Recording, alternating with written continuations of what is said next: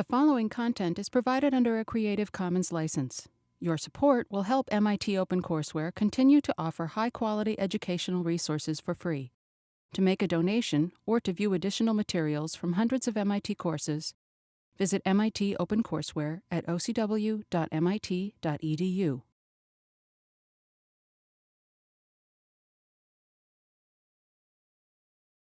So, on behalf of the Sloan School, I want to welcome all of you to 15401 Finance Theory. This course is meant for first-year MBA students, and so that's the focus, and I'm going to assume that that's the background that all of you will have. We may have a few other students in the class, but primarily it will be first-year MBAs who are thinking about a career in finance, as well as those of you who aren't sure about a career in finance but are curious about it. Hopefully, over the next 13 weeks, we'll be able to satisfy that curiosity.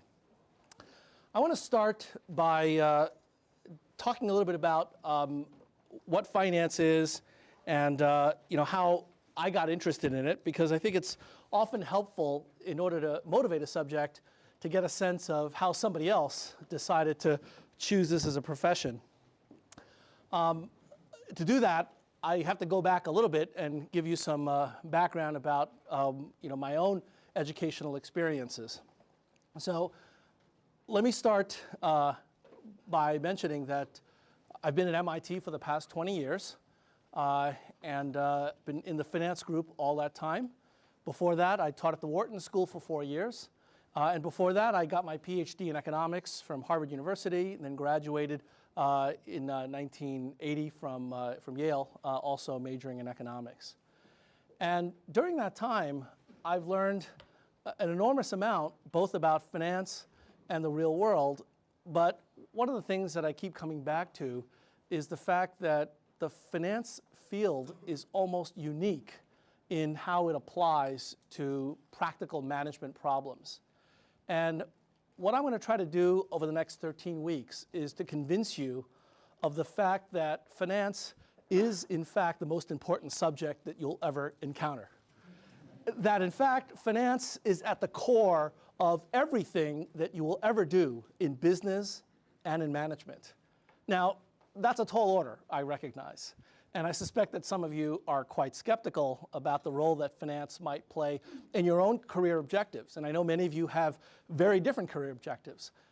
And I'm not even trying to convince all of you to go into a career in finance.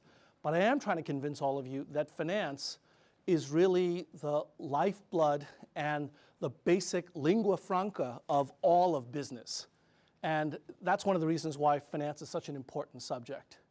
Now, before I begin, let me ask you a question. How many people have had no finance background whatsoever? Well, that's great. I look forward to a challenge. But the other reason it's great is I have to tell you that it's a real privilege for me to be here in front of you to tell you about finance for the very first time. And it reminds me a little bit of my younger son, who is an extraordinarily fussy eater. He's 8 years old now, but ever since he was born, he had some allergies, and he just refused to eat most of everything. In fact, my wife often say that my younger son is a vegetarian, except he doesn't eat vegetables. So he's an incredibly fussy eater, and somehow when he was 1 year old, he saw my older son eating an ice cream cone and figured that that's something he ought to try. How he figured that out, I don't know, but he tasted it for the very first time, and you could see his face change in about 4 seconds from disgust to curiosity to absolute enthrallment with the taste and feel of ice cream. He just loved it thereafter. That's one of his major food groups now, it's ice cream.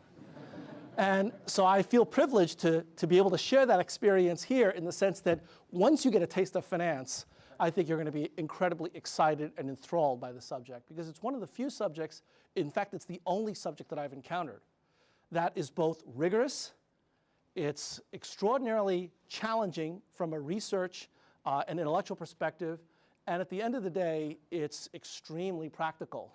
In fact, I would say it's indispensable for financial management. So I'm going to try to convince you of that over the next 13 weeks, and I'm going to do that by going over material that you will find indispensable. As many of you know, at the end of the course, we have a ritual where we hand out teaching ratings. And among the finance faculty, among all the faculty, we're very concerned about good teaching. So these teaching ratings actually matter. And I've always thought that having a teaching rating survey at the end of the semester is somewhat misguided. What I'd like to do, and what I've proposed, hasn't been adopted yet, I propose to have teaching ratings submitted 5 years after a course is done. Now, this may be problems for some people who aren't up to speed in the classroom. But the reason that I say this is because it will only be after you get into your jobs, into your careers, before you realize how useful finance is. And 5 years from now, I suspect all of you will come back and say, gee, this is one of the most important courses you've ever taken. Not because of me, but because of the substance of what we're going to cover over the next 13 weeks. It's because of you and all of the work that you will put into this course. This will be the most challenging course you will ever love. So stealing from the military, I think that you'll really appreciate how the discipline of financial logic will help you to think smarter about all of your management decisions, no matter what you decide to do with your careers. Now, that's a very tall order. I've built up expectations, so I'm going to have to deliver over the next 13 weeks, and we'll see whether or not we can do that. But let me start now by talking about what we're going to cover today. I want to start with a little bit of motivation, and then talk about the dramatis personae. These are the cast of characters that we're going to be focusing on over the next 13 weeks. And then I'm going to lay out the fundamental challenges of financial analysis. It turns out there are only two. There are only two challenges in financial analysis. And once you figure both of those out, you're done. So if by chance you can figure that out before the end of the class, you don't need to come back for the rest of the lectures. Then I'm going to turn to providing you with a framework for thinking about these financial challenges. To me, it's very important to have a framework to start with because I like to organize my thoughts into things that I know and things that I don't know, and of the things that I know, how did it relate to the stuff that I already knew or thought I knew? So I want to give you a sense of that kind of framework to think about financial analysis up front. You probably won't fully appreciate it at this point, but sometime over the next 13 weeks, you will get it. And so I want to give that to you so that you can start thinking about it subconsciously, unconsciously, and then eventually you will understand how all the pieces fit together. I then want to talk about the importance of two aspects of financial analysis that make finance different from every other discipline you will ever encounter here at MIT and elsewhere. And that is time and risk. Without those two factors, it turns out that finance is actually done. In other words, there's no real research challenges, no open questions left once you eliminate time and risk. Put it another way, the only reason that there exists a finance department and finance faculty and finance journals and a finance industry, the only reason is because of time and risk. So I'm going to come back to that. Then I'm going to conclude by giving you the 6 basic principles of finance. These are principles that you will encounter in all of your finance courses for the rest of your stay at MIT and elsewhere. These are the ideas, the fundamental ideas that have shaped financial markets and that are at the root cause of all of the financial market innovations, as well as all of the financial market crises that we've seen, including what's been going on over the last several months in the subprime mortgage market. In fact, we're going to talk about the subprime mortgage problems after we cover fixed income securities. Right now, I suspect most of you know that there's something going on, know that it's bad stuff, but you don't know why, how, where, when, and what to do about it. Well, in about 5 lectures, you will. It's not complicated, but it's different from anything that you've ever encountered. And in fact, financial analysis, I suspect, is different from anything most of you have ever encountered. I'm hoping that by the end of the course, it will change the way you think about everything.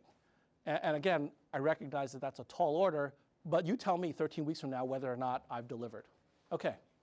And then I'll conclude by talking about a course overview. And then finally, I want to say a few words about how, as a student, you can get the most out of this course. This is a part of the lecture that I've always felt is critical at the very start of a course like this because there are a number of challenges that you will face over the next 13 weeks regarding this material. And I've always thought that it would be helpful for the instructor to let me know where those challenges might come from and what I should do in advance to prepare for those challenges. So I'm going to do that at the end of this hour and a half. For next time, I'd like you to read Brealey and Myers, chapters 1 and 2. We are going to be covering that today as well as next Monday. So please keep up with your readings. All right? And at the end of this lecture, I will talk a bit about the course requirements and other aspects of the course mechanics. Okay, any questions? All right, let me start with some motivation about why you might want to study finance and why finance is so important. And I've always found that with motivation, it's really best to do it in a personal way. That is, to try to find an individual or a group of individuals that personify a particular discipline or endeavor. And so there are 3 people that I'd like to introduce you to. I suspect you'll know at least 2 out of the 3, but my guess is you won't know all of them. The first person, before I do that, I want to introduce a very simple definition of what finance is. So this is the very first equation that you'll ever see in this course, and there'll be many others, of course. But the first expression of exactly what is finance is this. Finance is simply equal to mathematics plus money. Now, that suggests that mathematics as a discipline is equal to finance without the money, but really that's not my point. Although it's true, by the way, that's not my point. My point is that finance is the study, the systematic and disciplined study of financial transactions, of money. Now, when you see this, you might think, well, gee, I don't really have a strong math background. Maybe I'm in the wrong place or the wrong class. And I want to explain to you that that's completely inaccurate and inappropriate. When I say mathematics, I'm actually talking about a very wide range of mathematics. Everything from the extraordinarily complex and profound to the extremely pedestrian and obvious. So literally, the range from differential geometry and partial differential equations on one end of the spectrum to arithmetic and high school algebra at the other end of the spectrum. Now, since this is an introductory finance class, I assume that you know nothing. What I mean by that is I assume that there are no prerequisites that you have other than what it took for you to get into here, which is pretty substantial, by the way. Congratulations to all of you for getting in.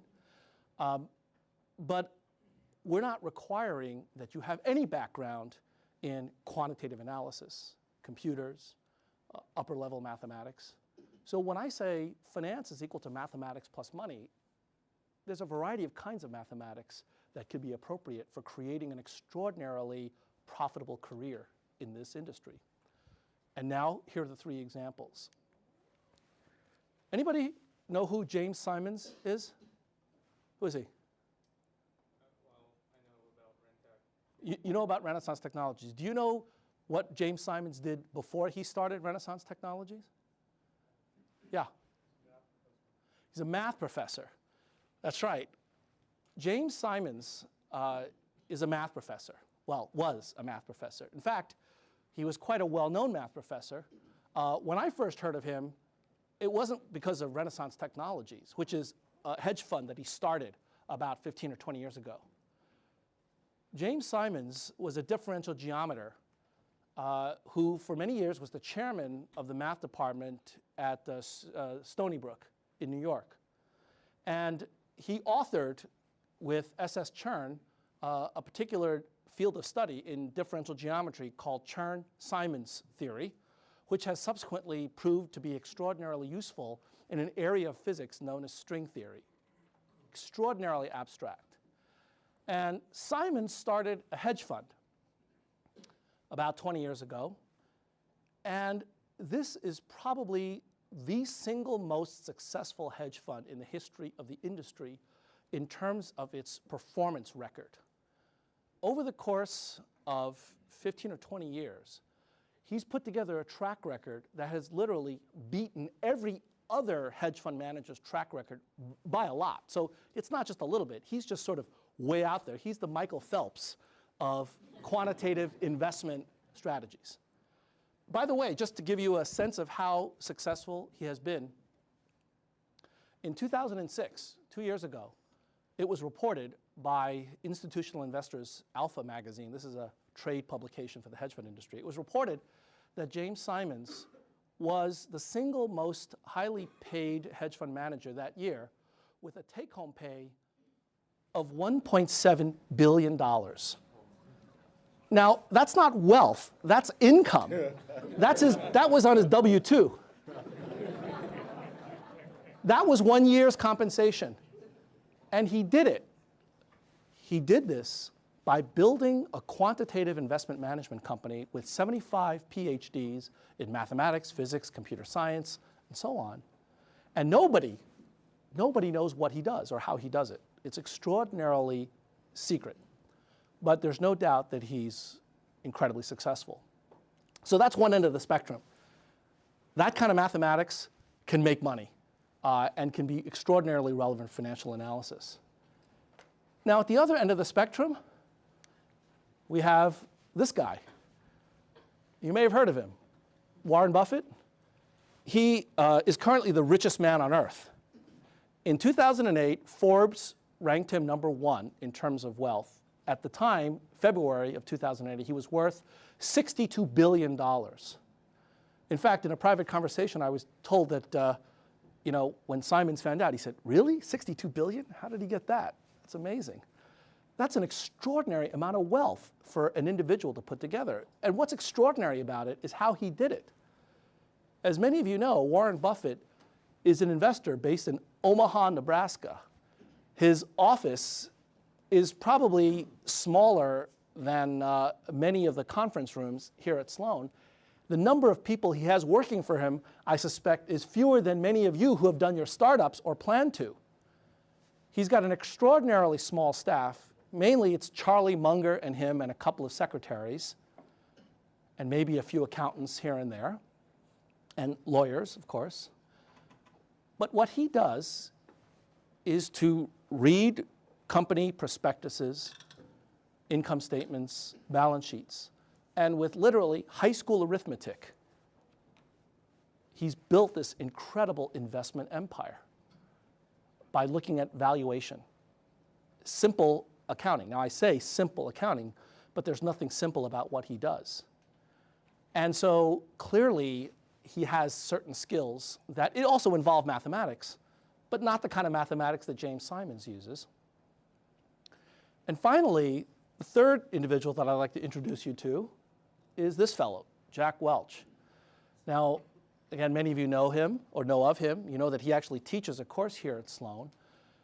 But you may not know that his PhD was actually in engineering.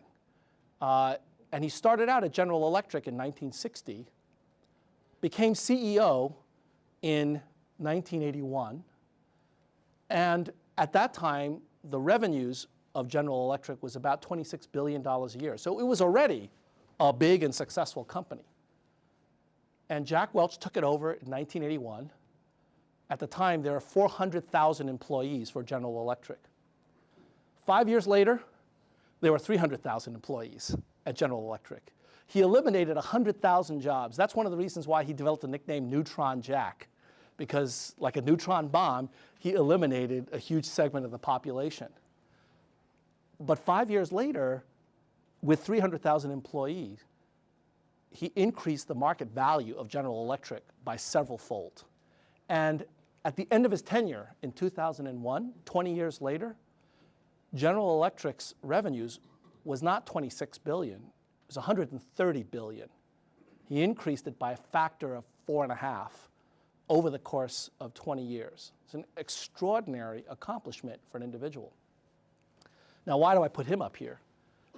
It's because one of the things that Welch did at General Electric, one of the things that he was extraordinarily good at was making good decisions about investments, making good decisions about costs, being able to understand the language of finance, despite the fact that he used none of his PhD skills in his job. He was an engineer by training, not a manager. He didn't go to management school, although he did a lot of executive education after his PhD. The reason that I give you these three casts of characters is because they are so different in what they do.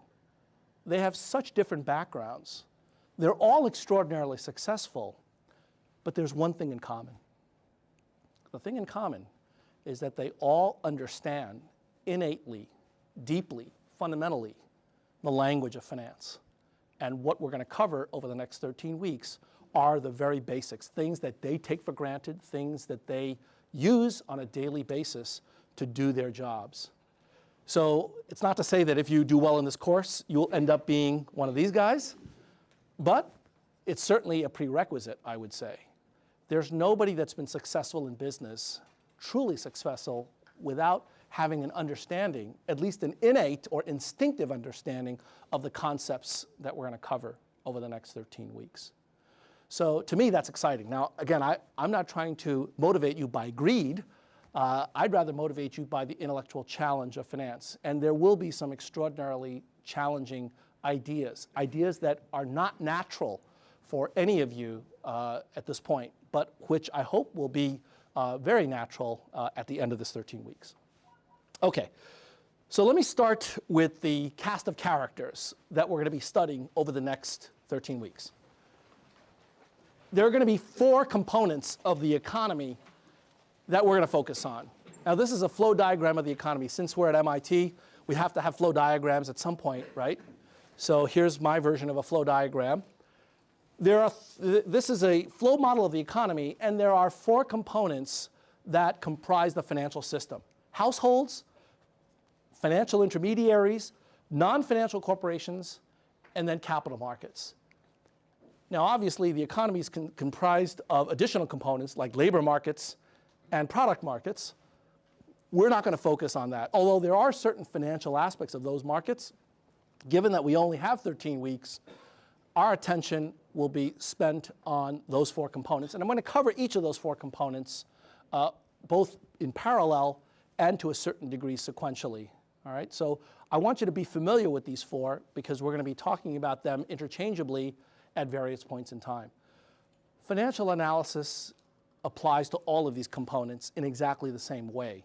But once you apply them to the specific context, the terminology may change, the particular applications may look different. What I'm going to try to teach you in this 13 weeks is the underpinning theories that unify all of the various different kinds of ideas. All right, so these are the four components that we're going to be looking at.